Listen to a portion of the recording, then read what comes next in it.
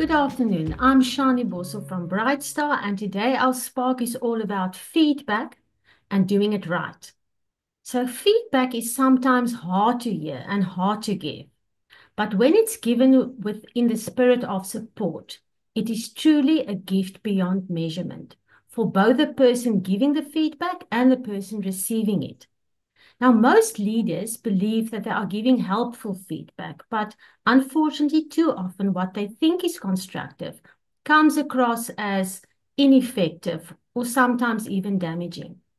So the premise today is that the best leaders don't give the feedback, but they rather coach, they communicate with care, and they create an environment where people feel seen and heard and valued.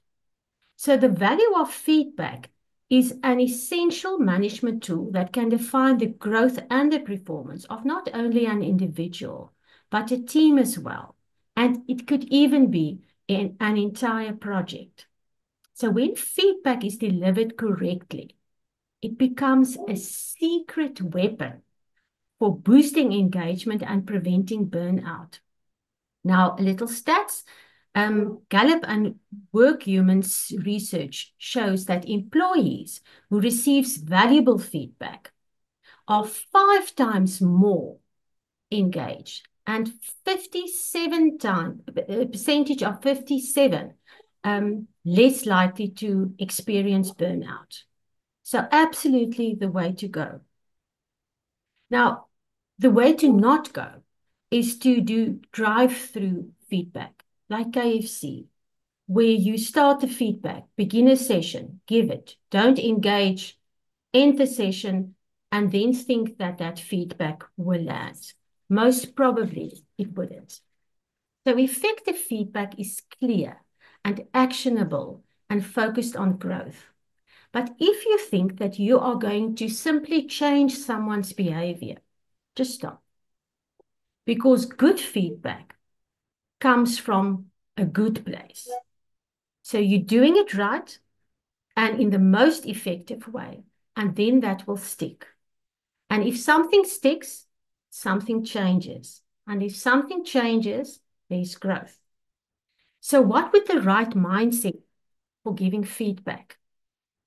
The right mindset is not, I caught you out. Being a leader is not easy. And honest feedback is also not something that comes naturally to all. And it may cause hesitation, especially if you want to have a very nice and a positive atmosphere. But just know this. Avoiding feedback will not create a culture of psychological safety. Rather to the contrary, it will create a culture of guessing and stagnation. So the best employees want to grow. And therefore, they need clear, constructive input to do so. So reflect a little on your own mindset. If you think on the following: am I giving feedback because I want this person to succeed? Am I delivering the feedback in a way that invites learning rather than defensiveness? Because when you see feedback as an investment in someone's success, it changes the way in which you show up. So my question to you would be, how do you show up? Now, sometimes this is the part of the feedback that we neglect the most. To be intentional about how we are received. You silently communicate to the world throughout the whole of the day with how your body language is and your presence. So there's never just a feedback session. You have been perceived the whole day and will be perceived the whole day after that. So be deliberate in your body language and your gauge and your tone of voice, because you want to create a safe and a warm and an inviting atmosphere where there can be constructive feedback. And there's many techniques that you can use to do this, but I'm only going to highlight one, and that is mind your facial expressions. Really try to be honestly curious about what the other person is saying and thinking and what their motivations are. And then be very, very careful to not intentionally show or convey any kind of frustration that you may have. So reflect a little on your showing up by asking yourself, is my non-verbal communication reinforcing my message or undermining it? And am I making this a safe, productive space for the other person to engage? Now, we all know that we need to start feedback in a positive way, but the one thing we shouldn't do is make a false compliment or sugarcoat it so extensively that no one in any case believes you.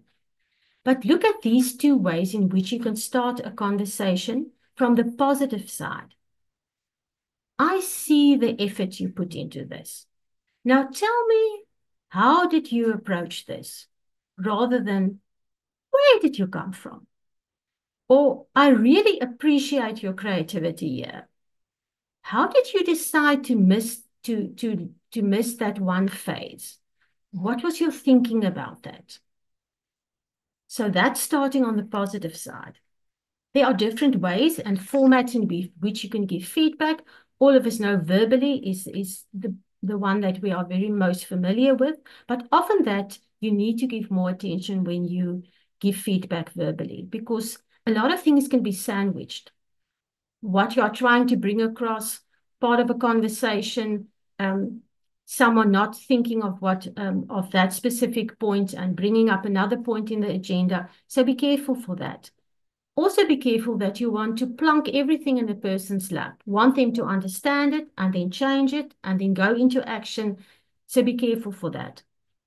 Writing is always a good thing because it gives you time to constructively prepare. But on the other hand, it's kind of an icebreaker, but you need to follow it up.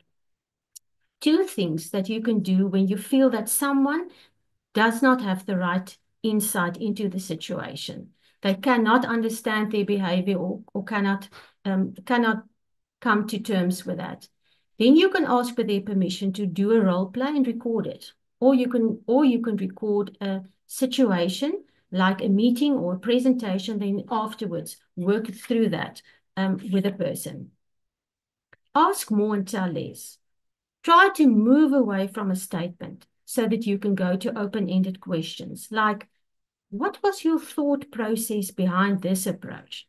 So, and then what challenges did you have? Do you think we could refine this a little bit?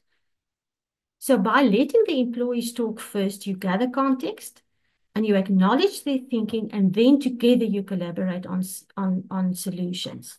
And when a situation is approached in that way, people feel seen and heard. And that's what they want to feel. So I'm closing. Doing feedback right, effective feedback, leads to growth. So this is your leadership superpower, but use it wisely. Thank you.